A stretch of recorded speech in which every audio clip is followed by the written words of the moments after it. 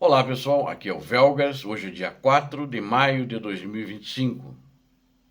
Zelensky não afaz o jogo de Putin e não aceita trégua para a festa da vitória de Putin.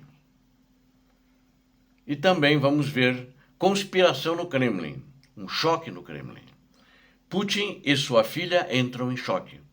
A filha dele também faz parte, as duas filhas, aliás, mas isso aqui especificamente é uma, mas parece que elas se apoiam. E elas fazem parte de um partido político e elas estão em choque com o pai. E elas, inclusive, têm cargos no governo, cargos importantes de direção, em empresas e ministérios importantes. Quero convidá-los, inscrevam-se no canal, deem um like, compartilhem com as suas redes sociais e façam os seus comentários. A você que não é inscrito, convido-o a inscrever-se no canal, porque aqui você vê a verdade. Muito obrigado. Zelensky diz, em resposta ao ditador russo, isto é apenas teatro. O desfile em Moscou é perigoso.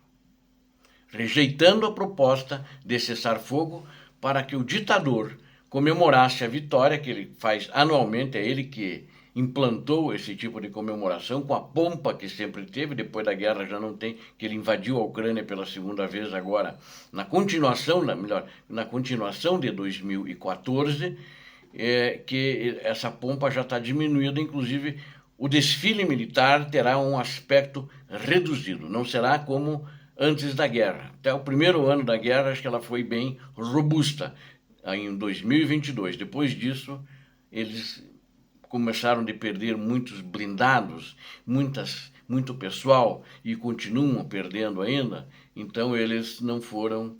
É reduzido esse desfile. Nós acho que vamos ver na televisão isso.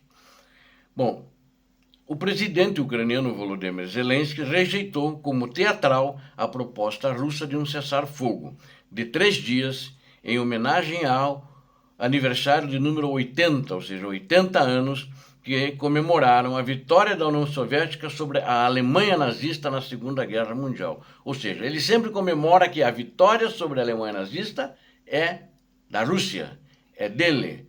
Então ele sempre chama isso a Grande Guerra Patriótica, né? É um ufanismo, é um exibicionismo narcisista dele e de sua nação, que são todos criminosos na realidade. Sobre a Alemanha nazista. O Zelensky ofereceu uma trégua de 1 mês. Ele não concordou. Um cessar-fogo incondicional é o modelo proposto pelos americanos. Então, essas são as duas propostas, mas ambas é de 1 mês. Então, é esse modelo que o Zelensky está seguindo.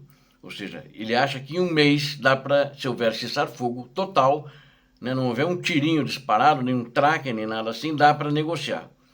Então, ele disse para o Putin, quer comece nesta data ou em outra data, talvez o ideal é antes, né, quando ele respondeu isso, ele disse, comece amanhã isso que nós vamos acreditar, senão não acreditaremos.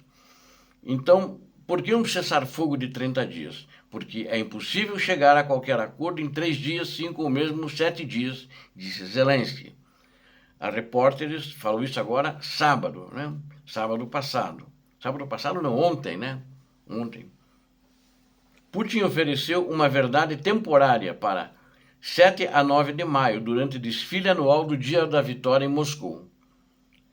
Enquanto isso, Zelensky afirmou que a Ucrânia não pode garantir a segurança dos representantes estrangeiros que planejam comparecer ao desfile de 9 de maio, enfatizando, o Zelensky enfatizou, que cabe à Rússia exclusivamente pela segurança das autoridades estrangeiras. É eles que têm que se responsabilizar. Eles garantem a sua segurança e nós não daremos nenhuma garantia. Ou seja, o Zelensky não está dando garantia que não vai atacar Moscou, por exemplo. Eu acredito que o desfile, quando as autoridades, inclusive o presidente do Brasil, o presidente da China, estiverem lá, eles não vão fazer esse ataque, né? Mas deixa um certo medo, né? Inclusive para o Putin e para a sua máfia, porque ninguém sabe o que vai acontecer, porque a Rússia sempre está atacando áreas civis, né? E essa não seria uma área civil, é um desfile militar, cheio de militares, deve ter alguns blindados, né? Mesmo que seja reduzido. Então, aquilo ali não é um alvo civil, mas acredito que, em respeito às autoridades estrangeiras que vão vir, diplomaticamente não seria oportuno para a Ucrânia fazer esse ataque. Acho que não vai fazer, mas não se sabe. Mas ela pode atacar em outros lugares que incomodam, que vão dar uma mostra muito clara da fraqueza da Rússia. Algum alvo importante, como a ponte da Crimeia, né? A ponte de Kerch, vou falar o nome correto, a ponte de Kerch, que fica sobre o Mar Negro ali, que entra no... passa pelo Estreito de Kerch, né? E ela ali... então, essa seria, acho que, o melhor alvo, mas não sei se eles vão fazer isso agora, né? Entre outros, né? Tais como a gente vê que eles estão atacando todos os dias. E o presidente Zelensky ainda disse, eles deveriam estar preocupados, porque a guerra está acontecendo. Eles deveriam acabar com a guerra. Isto significa que existe a possibilidade de um ataque a Moscou naquele dia. O mais medo que eles têm é de um ataque a Moscou. Se acontecer alguma coisa em Moscou, nem que não seja um ataque robusto, né? Mas que seja um ataque que já toque as sirenes, que tem drones ou mísseis ucranianos na área, acredito que o desfile não sai. Acredito que os mandatários dos países que estão lá representados, que vieram para apoiar o Putin, a saída desses mandatários é um apoio claro, incondicional ao ditador da Rússia, né? Que está perdido numa guerra, que ele entrou de uma maneira muito fácil e agora ele não sabe como sair, porque acho que talvez o mais difícil para esse ditador é justificar ao seu próprio povo o que está acontecendo, o que aconteceu, que a Rússia não ganhou, o segundo e mentiroso, de mentirinha, maior exército do mundo, não conseguiu tomar a Ucrânia, não conseguiu avançar além do que aquilo que ele tinha em 2014. É muito vergonhoso, inclusive, isso. Mas ele precisa desse apoio para se fortalecer, pelo menos dar a impressão ao seu público interno que ele continua forte, que tem reconhecimento internacional, e também mostrar aos outros países, mesmo os que não são aliados dele, que ele tem reconhecimento internacional. Embora que a representatividade, tirando fora a China, que é um país de fato forte, vamos dizer assim, dá ombro a ombro com os Estados Unidos, os outros não têm a mesma expressão geopolítica e econômica. Bom, quero falar agora sobre essa aparente conspiração de Putin e sua filha estarem em choque, em grupos diferentes. E parece que voltaram-se contra o ditador. Então está existindo esse confronto no Kremlin entre as partes convencionais, quem quer a paz e quem quer a guerra. A primeira quer chegar a um acordo com Washington, se querem a paz. A segunda quer estender o chamado Operação Especial, que é uma guerra, eles não reconhecem até hoje que é uma guerra. O ativista, inclusive tem um ativista de direitos humanos russo chamado Vladimir Osechkin, ele falou sobre isso. E ele disse que os rumores de que o Kremlin está preocupado com a possibilidade de que essa desavença ela saia fora do controle. E, inclusive, com o presidente dos Estados Unidos da América preocupado aí com o destino da Rússia. Desde ontem, os Estados Unidos e a Europa têm mostrado a Putin e à Rússia linhas vermelhas. Eles estão falando em se preparar para introduzir novas sanções que atingirão duramente a economia russa, os oligarcas e a família do ditador. As pessoas que estão no círculo íntimo de Putin, eles entendem que o tempo está se esgotando rapidamente e precisam tomar certas medidas para evitar uma nova escalada com o Ocidente.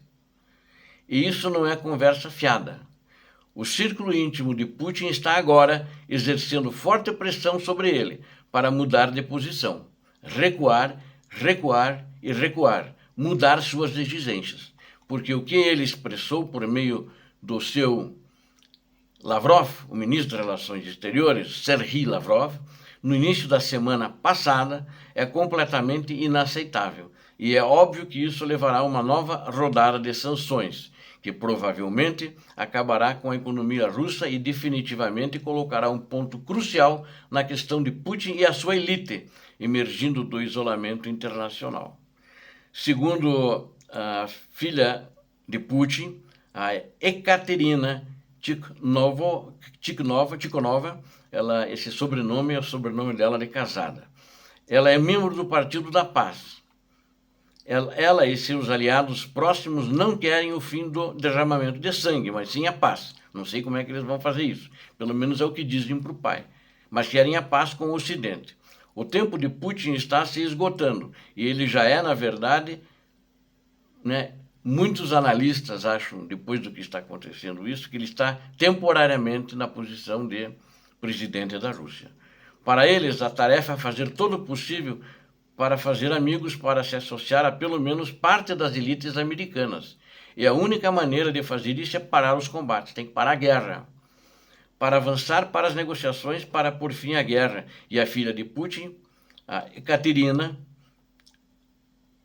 e mais a Natasha Popova e o Kirill Dmitriev, ele é um importante aliado de Putin, que foi nos Estados Unidos conversar com o Trump. Não vou entrar em detalhes porque tive um vídeo específico sobre isso. E os oligarcas que o cercam, que são seus apoios, estão agora tentando de todas as maneiras persuadir e argumentar com o ditador russo para que ele recue de suas exigências. Disse, segundo informações que estão já correndo na Rússia. Este grupo enfrenta a oposição do Partido da Guerra, tem um partido lá, o Partido da Guerra, que não é o nome do partido, na realidade é um aglomerado, dos que querem a guerra, quer continuar a guerra, a liderança militar e as forças de segurança. E os oligarcas, empresários que têm as indústrias de material bélico, eles querem que a guerra continue. E as tensões estão crescendo entre essas duas alas, ou entre as duas facções no Kremlin. A margem de segurança do regime de Putin chegou ao fim. E eu concordo com isso, essa é a minha opinião também. Se as sanções forem suspensas mais uma vez, ele terá problemas para vender petróleo e gás. E seu regime ruirá como castelo de cartas. Se as sanções, eu pulei ali, elas não forem suspensas, se as sanções não forem suspensas, e o regime dele vai ruir. Agora é o melhor momento para a família do ditador e o próprio ditador puxarem a torneira, fecharem, de alguma forma explicando isso ao público doméstico. Eles têm que explicar e têm que parar a guerra, senão a Rússia terá um período sombrio, que assim mesmo eu acho que terá, seja com quem for estiver no poder. A guerra precisa parar. Obrigado a vocês que assistiram este vídeo. Conto com você para se inscrever no canal. Deem um like, compartilhe com suas redes sociais e façam seus comentários. Deus abençoe vocês, Deus abençoe a Ucrânia, Deus abençoe o Brasil. Paz e bem, paz para toda a humanidade.